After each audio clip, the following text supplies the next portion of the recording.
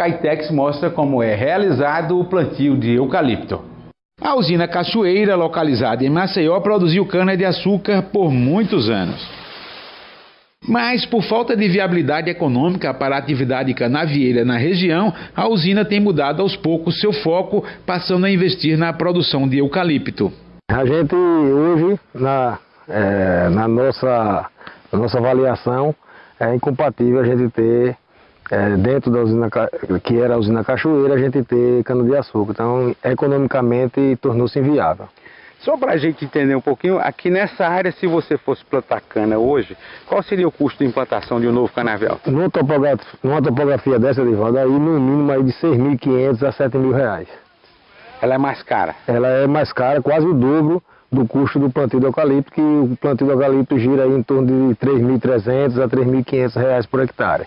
Claro que a opção por eucalipto não só é pelo custo de plantio, né, Fabrício? Não, a gente, desde 2012, 2011, a gente como o Grupo Carlos, a gente começou a buscar alternativas para nossas áreas aqui de Cachoeira, que era a antiga Cachoeira, porque a gente já sentia nos balanços que realmente não tinha viabilidade mais econômica. Então nós fizemos várias pesquisas, várias visitas, para poder a gente ver o que a gente poderia melhorar economicamente essas nossas áreas aí.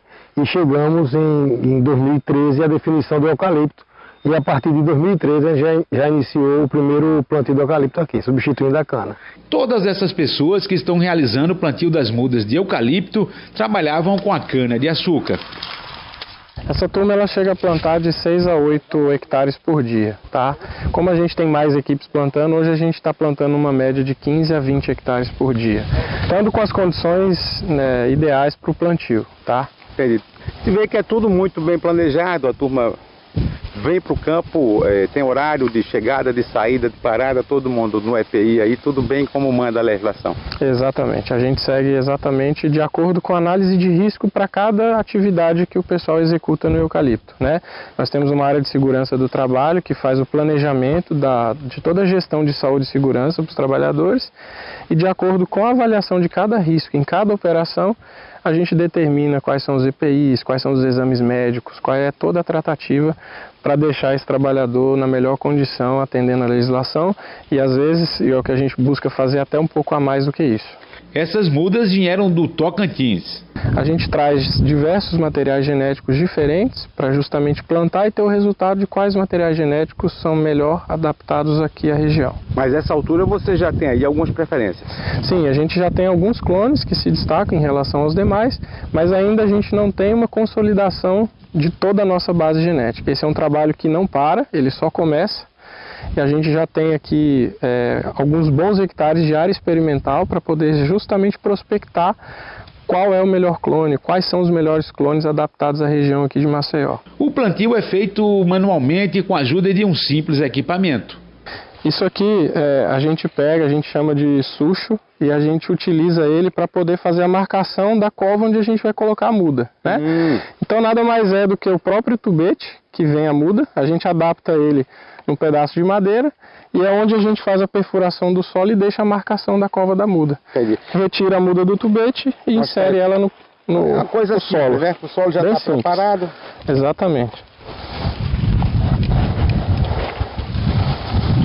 Depois que a gente coloca a muda, a gente precisa fazer uma compactação dela, que é exatamente essa etapa que ele está fazendo, para que essa muda fique firme e não fique espaços vazios entre a raiz da planta e o solo, né? Isso é essencial para um bom pegamento dessa muda. Após o plantio da muda, começa a etapa de manutenção da floresta.